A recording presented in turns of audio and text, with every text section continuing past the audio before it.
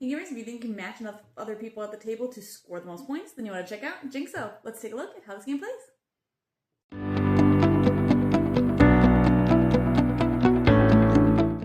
In this game, players are going to be filling out their 3x3 grid with answers to various topics or questions, and they are ultimately trying to match other players at the table in order to score points. They'll get 1 point for each answer that they match to any number of players at the table. They'll get bonus points in the form of stars if they are able to only match one other player at the table, and then they'll also get bonus points if they have matches in rows or columns, so they can kind of gauge where they want to put their answers based on how common of an answer they think it will be in order to hopefully score some more of those bonus points. So each turn, someone will take the top card off the deck and pick which topic they want to do. So maybe I'll do common souvenir items, and then I'll go ahead and fill out my board thinking that, I've gotten a lot of keychains on vacations and mugs and maybe t-shirts. So then I might put all those there. I think they're really good answers. I think I'm going to get a whole line of them there.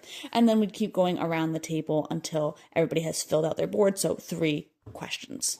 Again, after 3 questions have been read out, then we'll have a completely full board, and then players will start going around naming answers to any of the questions, so they can start with whichever one they want.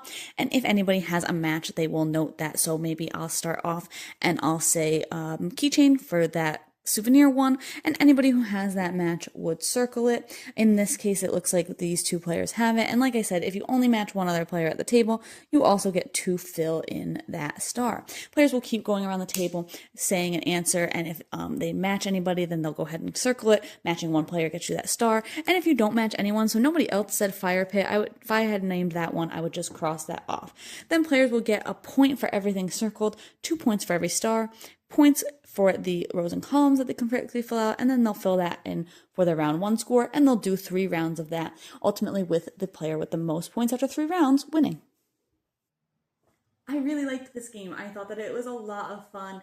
A lot of games that are pretty common, like categories, just one, have the same thing where you're just trying to answer a prompt and you don't want to match other players' answers. So I loved that this was a different take on that, where you do want to match other players' answers and you get some points for matching everybody, but more points if you can match only one person. You just feel like you know somebody really well at the table. Either way, I feel like the scoring is just, there's a lot more ability to score. There's so many different cards, which I love, and I think that there's just such a range at which you can answer them.